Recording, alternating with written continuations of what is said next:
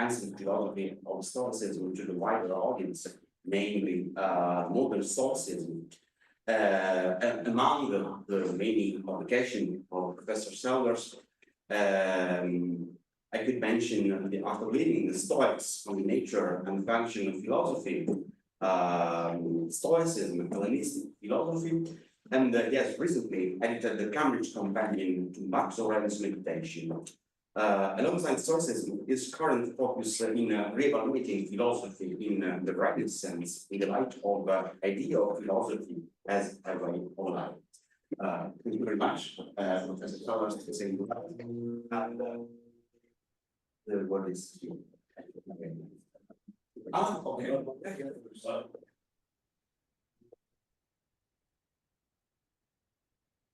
Thank you. So our story begins in 1341 in Rome, and our hero is Francesco Petrarch.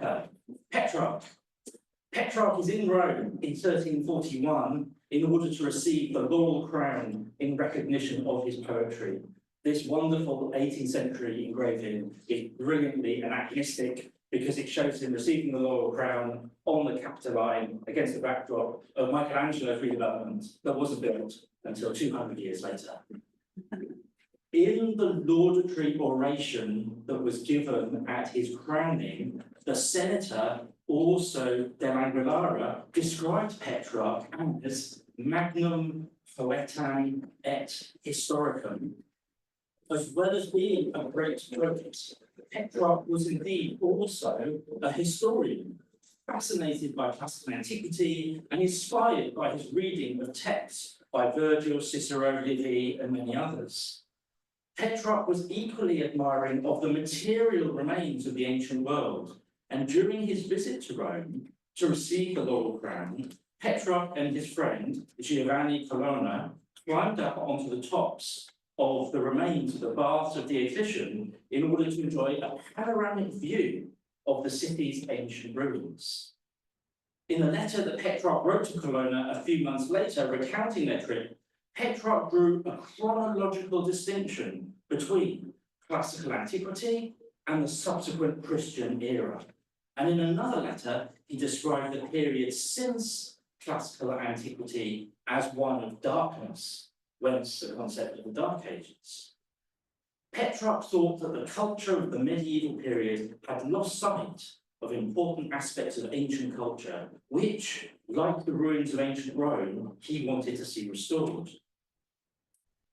Now, Petrarch's admiration for classical antiquity was a decisive influence on the development of Renaissance humanism. An often contested term, humanism has been defined as a concern with the legacy of antiquity, one that involves above all the rediscovery and study of ancient Greek and Roman texts, the restoration and interpretation of them, and the assimilation of the ideas and values that they contain. In the context of philosophy, humanism manifested itself as an attempt to recover the spirit of ancient Greek and Roman thought, and to present it as a living alternative to the existing traditions of what we now call medieval philosophy. In the early phase of the Renaissance, there was only limited access to Greek texts, and so for Petrarch, this return to ancient philosophy meant turning to philosophical ideas in the works of Latin authors, most notably Cicero and Seneca. We can see this contrast between Petrarch's favourite ancient authors and the philosophy of his own day, played out in vivid detail in a short work of his entitled On His Own Ignorance and That of Many Others. This work was prompted by an encounter that Petrarch had with a group of Aristotelian philosophers in Venice, who attacked any claims Petrarch might have tried to make regarding philosophy by arguing that he was not qualified to comment on the subject because he was not sufficiently educated in the scholastic tradition. Petrarch responded to this by openly acknowledging his own ignorance, a nice Socratic move, while also drawing attention to the ignorance of his critics. Petrarch may have had limited knowledge of Aristotelian scholasticism, but his accusers had become unthinking disciples of the Stagirite, to the point that they had in effect given up independent philosophical thought. Consequently, they, as much as him, did not deserve the title of philosopher.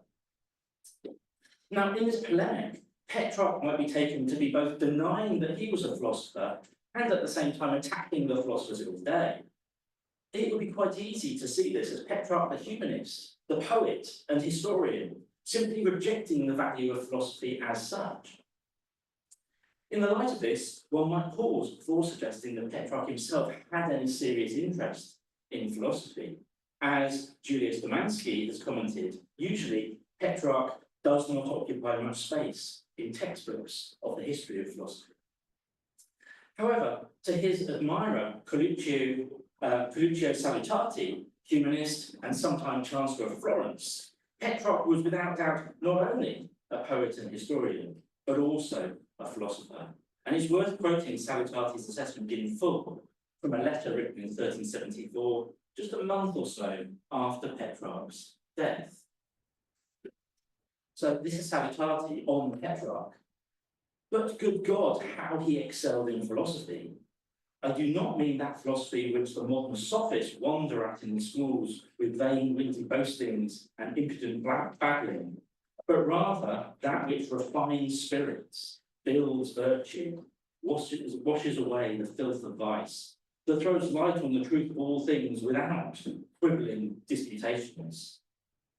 Let them rejoice in that form of philosophy, those who take delight in devising indissoluble arguments, blown together with great toil, those who are moved by the glory of scholastic training. We revere the newer philosophy and embrace it with all our mind strength. Consider in the light of this philosophy the poems, letters, and books of that man of divine genius published while alive, and you will see how proficient he was in it. Now, not only did Salutati emphatically declare that Petrarch was indeed a philosopher, but he also characterized this new philosophy in opposition to the old philosophy of the Stoics, which was, of course, very much still alive. This new philosophy was based on a return to ancient sources, bypassing the medieval scholastic tradition. It's been noted that Petrarch refers almost exclusively to ancient authors in his works, in marked contrast to someone like Dante, who refers to ancient and medieval authors in equal measure. Most relevant in the present context, though, is the contrast Salutati draws between two forms of philosophy. While scholastic philosophy merely plays with words, the new philosophy of Petrarch is focused on refining spirits and building virtue. Now, it would of course be a mistake to suggest that this new philosophy arose fully formed in the mind of Petrarch. After all, it was not new at all. It was ancient, inspired by figures such as Socrates, Cicero, and Seneca. This way of thinking about philosophy had not been completely forgotten during the Middle Ages, but in the hands of Petrarch and his followers, it received renewed attention. Indeed, the principal philosophical sources that Petrarch drew on were not new textual discoveries, but already well-known texts, primarily by Cicero and Seneca. It was Cicero's Tusculan Disputations, for instance, that in which Petrarch could read the famous statement that it was Socrates who was the first to bring philosophy down from the heavens and put it into people's homes. Petrarch tells us that he had known Cicero's Tusculan Disputations intimately since his youth, and his own annotated copy still survives. And it is said that he cited it more than any other philosophical work. In a letter to his brother, Petrarch quoted Cicero's famous statement, using it to contrast Socrates, the ethicist, with Aristotle, the physicist. Although he did not have unmediated access to Plato's dialogues, Petrarch became fascinated by the figure of Socrates, and in particular with the Socratic image of philosophy as a guide to how to live well. Now, this Socratic conception of philosophy offered an alternative to the attitude of the philosophers of Petrarch's own day, he thought. As far as he was concerned, his contemporaries teaching at universities such as Padua and Paris had become lost in idle word games that had little impact on their lives. This kind of contrast was itself not new. Seneca had attacked what he took to be the empty logic chopping of pedant philosophers who reduced this most amazing subject to words and syllables. Seneca also insisted that a real philosophical education leading to an existential transformation requires not words, but living examples, commenting that Socrates' disciples learned more from his behavior than from his words. Petrarch's great admirer and disciple Giovanni Boccaccio wrote about Petrarch in similar terms, describing his admirable behavior and concluding that one could say of Petrarch what the philosopher Seneca writes of Socrates, that his hearers were even more edified by his behavior than his words. Now, this focus on gaining guidance on how to live was not limited to pagan ancient authors. In a famous letter, Petrarch described how his entire outlook on life was transformed by reading a passage from Augustine's Confessions while on a hiking trip up Mount Ventoux in the south of France. Having made the arduous climb in order to see the mountain and enjoy the view, Petrarch rested at the top and opened his recently acquired book to random page, and there he read the following line. Men go to marvel at the heights of mountains, the mighty waves of the sea, the sounds of the ocean and the movement of the stars, yet they abandon themselves. Petrarch reports that he was shaken by reading this, and from that point on focused his attention on the cultivation of self-knowledge and spiritual development. Although prompted by this passage in Augustine's Confessions, Petrarch's new concern could equally be described as one of Socratic care of the self. Like Petrarch, Augustine had also been a keen reader of Cicero, of course, and so he offered Petrarch a helpful model of how a devout Christian could appropriately draw on pagan philosophy. Many of these themes that come together, that I mentioned, come together in a work by Petrarch known as the Secretum, or the Secret Book, which takes the form of a dialogue between Petrarch and Augustine. Once again, Cicero's Tusculan Disputations is a key source, along with Seneca and, of course, Augustine. In the dialogue, Petrarch presents himself as someone unhappy and depressed, in need of philosophical and spiritual guidance. His interlocutor, Augustine, takes the role of mentor, spiritual guide, and psychotherapist. Augustine offers the despondent Petrarch advice that draws heavily on Stoicism, and the work as a whole is a careful blend of Stoic narrative and themes. Augustine's method in the dialogue is to try to show Petrarch that much of his unhappiness is the product of how he thinks about things. It is ultimately his own fault, but it is also something within his power to change.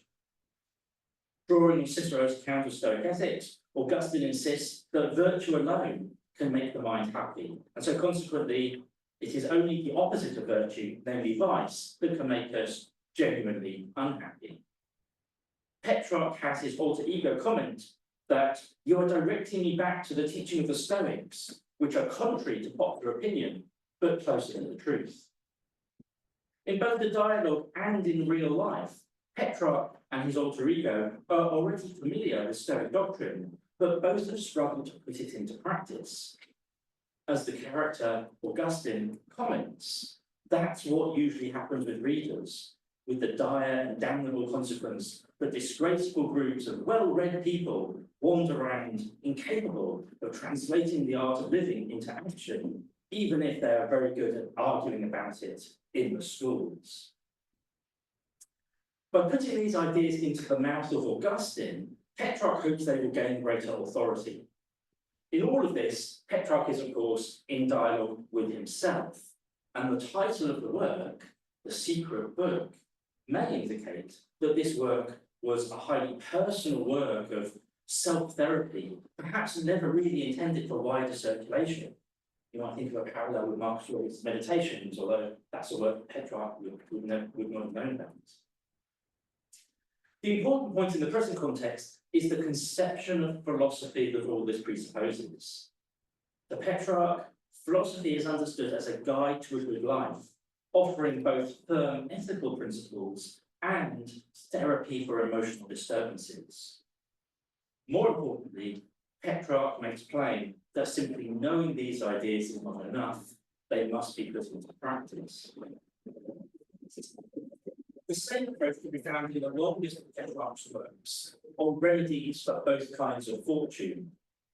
Continuing in the spirit of the Secret Book, on remedies, De Remediis, draws heavily on Cicero and Seneca, and the title was a nod to a short text, thought at the time to be by Seneca, although now rejected as spurious, the De Remediis Fortuitorum. The two types of fortune mentioned in Petrarch's title are good and bad fortune, both of which are equally dangerous. Seneca himself had discussed this topic and warns against the dangers of good fortune in his On Providence. Petrarch combines this topic, taken from Seneca, with the fourfold analysis of Stoic emotional disturbances reported in, once again, Cicero's Tusculan Disputations. The result is a series of dialogues in which reason first debates with the emotions of joy and hope about apparent goods, such as good health and posthumous fame, followed by debates between reason and the emotions of sorrow and fear about apparent evils, such as ill health, poverty, bereavement, and death. Now, in Cicero's account, the four principal types of emotion were not joy, hope, sorrow, and fear, but delight, lust, distress, and fear.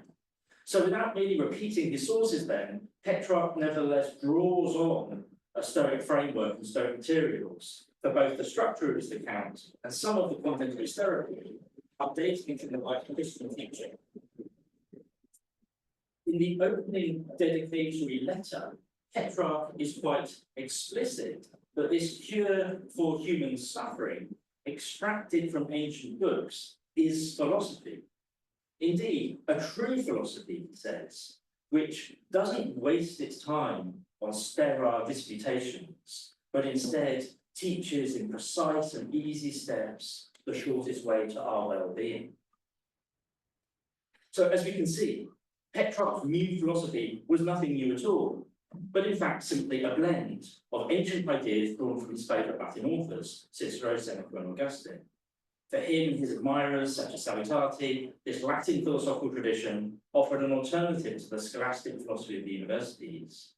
It offered an image of philosophy as a way of life, rather than merely an intellectual game playing with words.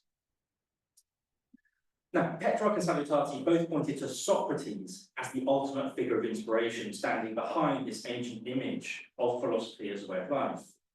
And this fascination with the figure of Socrates led Salutati to encourage his protege, Leonardo Bruni, to translate some of the key Greek sources for Socrates into Latin.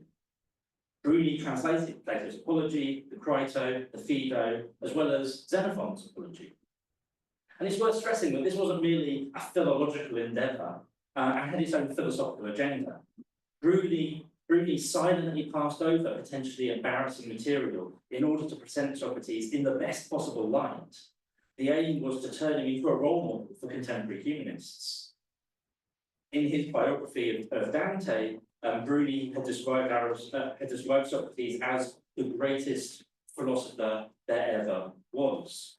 While in a letter to Pope Eugenius IV, he commented that Socrates' view that it's better to suffer a wrongdoing than to inflict one, and as a consequence, one should never seek revenge for a wrongdoing, was very similar to Christian affection. This effort to present Socrates as a philosophical role model was built on further by Giannozzo Manetti, who wrote a biography of the Greek philosopher. Manetti also took inspiration from Cicero's remark about bringing philosophy down from the heavens, adding that Socrates set aside his youthful study of natural philosophy precisely because it was useless for learning how to live well. Manetti also stressed that Socrates did not merely talk philosophy, but he put his words into practice. Echoing Petrarch, Renaissance was also unimpressed by his experience of reading Aristotle, commenting that one finds definitions of virtue, but nothing to inspire one to become virtuous. Noting the connections between the views of Socrates and also Seneca, Manetti paired his biography of Socrates with the biography of Seneca, modelled on Plutarch's parallel lives. They were, he proclaimed, the greatest Greek and Latin philosophers, respectively.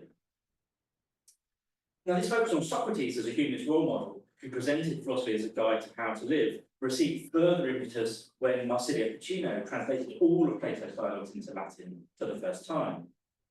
Like his humanist predecessors, Ficino presented Socrates as a philosophical role model.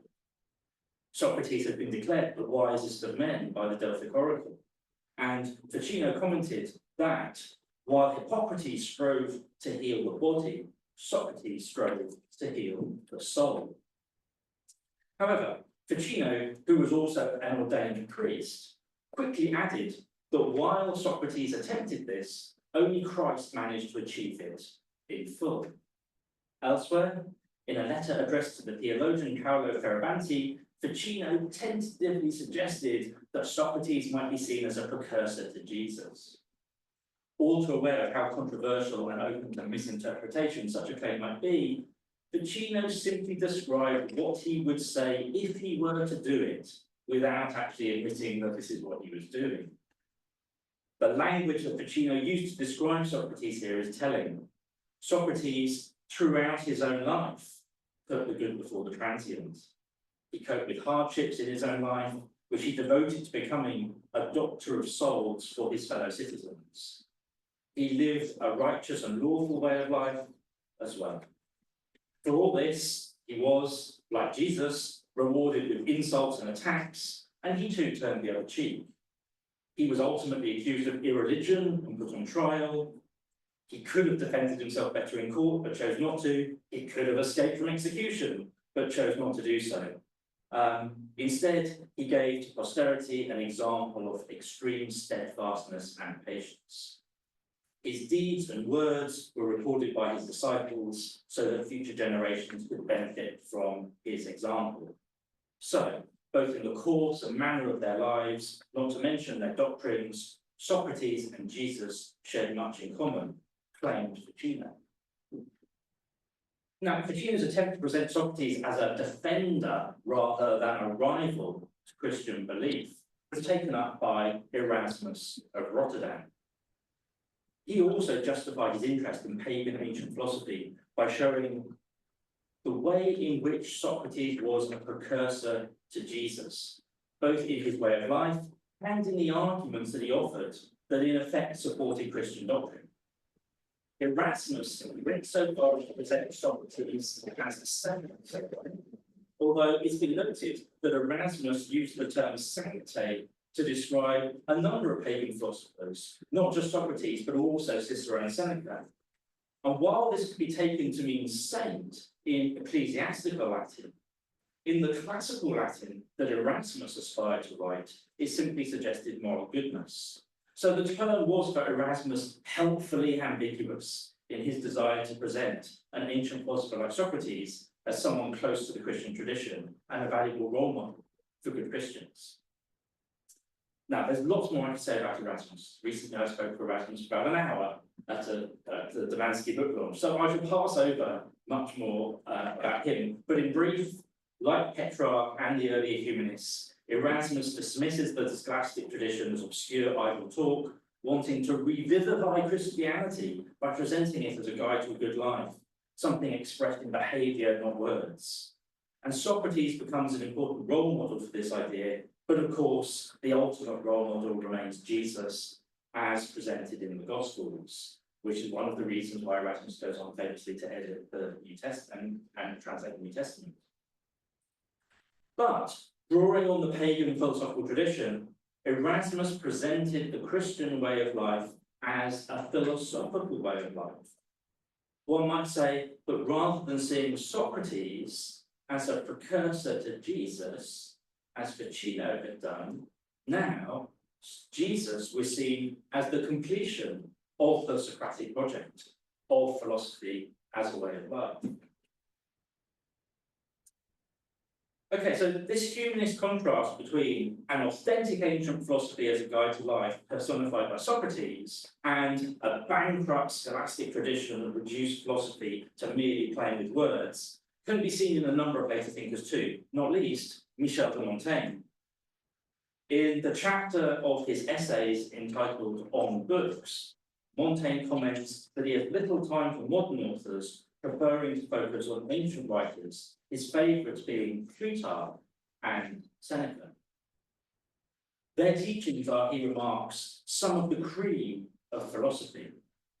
And interestingly, those two authors had also been Erasmus's favourites. So Erasmus wrote that Seneca and Plutarch denied the title of philosopher to those who can do no more than recite the principles of a good life by rote.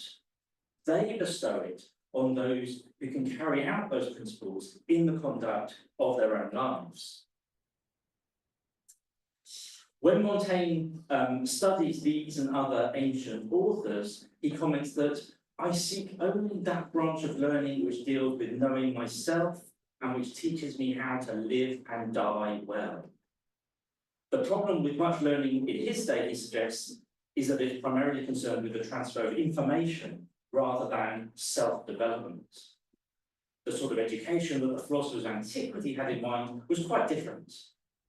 They often withdrew themselves from the wider world in order to construct their own way of life. Montaigne, the true philosopher then is concerned with living a certain way of life, not merely amassing knowledge, Montaigne claims. And he quotes with approval a passage from Aulus Gellius: I hate men whose words are philosophical, but whose deeds are base. Montaigne goes on to insist that the sort of education that matters most is not concerned with furnishing our heads with knowledge, but instead with judgment and virtue. The goal ought not to become a learned person, but instead a good one. We ask if our students have increased their body of knowledge and improved the quality of their writing, but we do not ask if they have become better or wiser. Montaigne is quite explicit that his own personal project is to become wiser, not more learned. And for this task, he dismisses the scholastic tradition as simply irrelevant.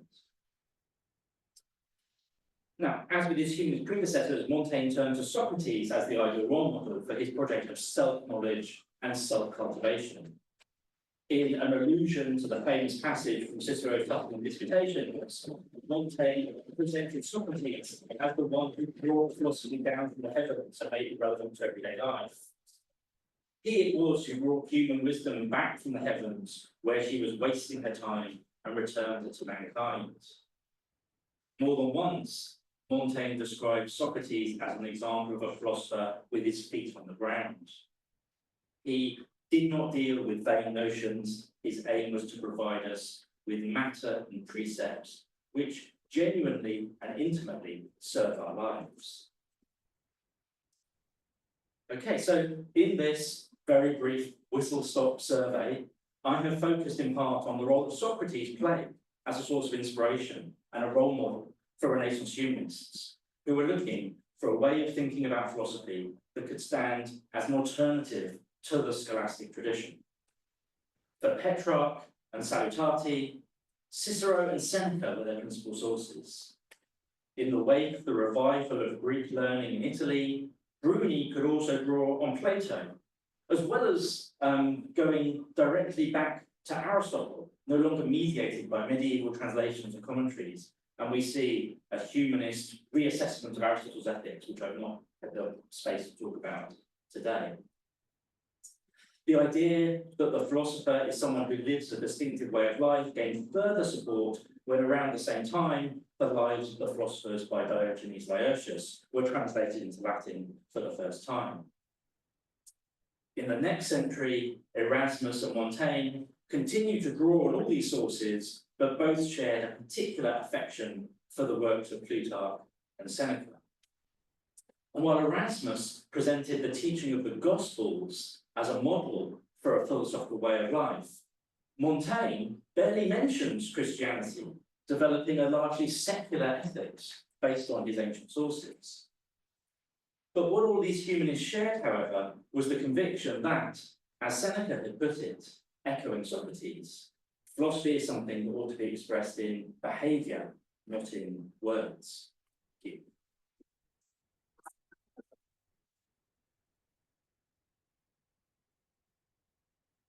Thank you very much.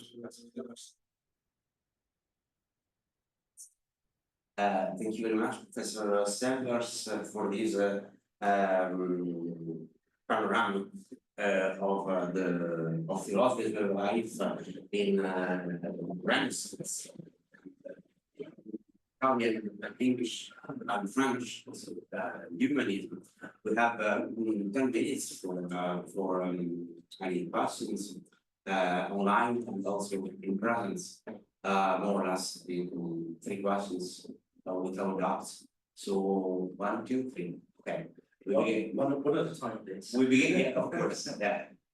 First one, thank you. Yes, thank you very much, Sellars, for a fascinating introduction to humanism in the Renaissance. I was wondering, so given Petrarca's interest and emphasis on practice, does he elaborate somewhere on the concept of putting philosophy into practice through exercise? Specific exercises I'm looking for. So with Montaigne, for instance, one could say, okay, well, his essays are clearly an expression, I think, of spiritual exercise. With Petrarca, could we say the same, for instance, about his this secret book, his Secretum? And does he give any other examples of such exercises?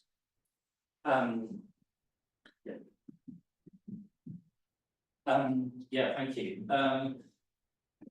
That's a really good question. I think that's a good way to think about what's going on. He writes the secret book, right? He is quite literally writing to himself. He's in dialogue with himself, and a couple of scholars have wondered whether this was ever really intended for publication. I don't think it circulated immediately after it was produced. So that would be one example of kind of sort of writing the self, or a phrase. He was also very interested in the monastic way of life, right? His brother had become a monk and he visited a monastery and spent time with the monks, and he writes a whole book called On Religious Leisure, where he reflects on that way of life, and and ultimately he decided it's not for him, but he can see many virtues of that kind of way of life, and he talks about the sorts of practices within the monastic community. So in that sense, he has an eye on those sorts of exercises, sure. The second, yes. Thank you. So I'm not sure if you mentioned this, perhaps I was not attentive enough, but the expression genuine philosopher and genuine philosophy, true philosophy, are expressions we find in Plato often. I just wonder, I'm not sure what he contrasts it with. So it'd be interesting to see if it's the same as the contrast with my question has to do with Socrates. I read that somewhere, I'm trying to remember where, but I think that representation confirms this opinion. I think we tend to think that Socrates has been consistently a central figure in our tradition, a philosophical hero, and that this has never changed. It was constant, but it looks like it has a history, the centrality of the figure of Socrates, and that it's relatively recent. We owe it to these humanists.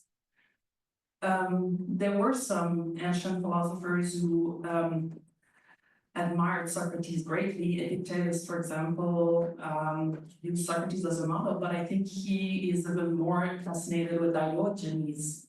So I wonder, can you confirm that the humanists really are responsible for the centrality of Socrates in our tradition as a philosophical hero? Yeah, thank you. I mean, quick comment on your first point.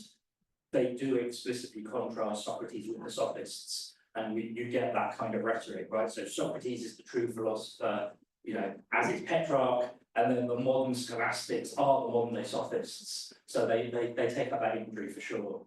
I mean, I'm perhaps less sure about your second suggestion, but it's tricky, isn't it? Socrates is, of course, an important role model for someone like Epictetus, as you suggested. It'd be interesting to hear other people's thoughts, and I'm obviously thinking of Michael about the centrality of Socrates in the Neoplatonic tradition, right? And the role that he may or may not play there. I mean, in the medieval scholastic tradition, you see the name of Socrates come up all the time in text, but that's just because Aristotle used him as an example in logical puzzles, right? So the name crops up, but it's just a placeholder name. They're not really talking about Socrates in those discussions. So it may be that Petrarch does play a significant role in putting Socrates back on the map as a figure to be emulated. One of the things that I think is quite striking that came out of me investigating this is that happens before Plato's dialogues are rediscovered. So it's the Socrates that they find in Cicero and Seneca and Gellius and so on. They're piecing together these scraps of information from the Latin tradition. There's a sense in which the image of Socrates they piece together in the Latin authors is what makes them all the more keen to then go and find out Plato's works and then translate them because they want the full story. So that's something that we might not have expected. The last question for I had a question as well. Thank you very much for this wonderful exposition. So, considering the emphasis from the humanist Renaissance thinkers on behavior rather than practice, in contrast to the verbal disputes of the scholastic philosophy, I would like you, if possible, to place this kind of discussion to the debate we started yesterday on Adultian scholarship on the primacy or what is the kind of relationship that exists between theory and practice, the reducibility but also inseparability between theory and practice, and if there is a primacy for theory or practice and a precedence of one over the other, considering your own take on the Renaissance humanist thinkers. Thank you. Yeah, thanks. That's a really good, question. I think for all of the people that I think for pretty much all the people I've spoken about here, there is at least equal weight on theory and practice. It's about specific philosophical ideas being put to work, right? It's about there's a Stoic theory of emotional disturbances, which involves elements of epistemology. You need to understand what judgments are. You need to understand what a sense is. You need to understand how emotions are generated. You need all of that theory, right? And that's the thing that's going to save you from emotional turmoil. So you need to have read that and understood it. You just then need to digest it so that you can actually benefit from it. So in that sense, I don't think you could imagine any of these thinkers just focus solely on practice. The practice is very much to digest the theory. But then all the people I've spoken about in various ways are fairly heavily Stoic influenced. I mean, in part, that's just my Stoic radar picking out people that are interested in Stoicism, right? But I don't think that's just my blind spot. I mean, people I didn't talk about here but are equally interesting would be the kind of humanist readings of Aristotle. But again, with Aristotle, right, there's theory to put into practice. I can't think of many sort of very practice-focused cynics of this period. So yeah, theory and practice for sure. So thank you very much, Professor Sellars.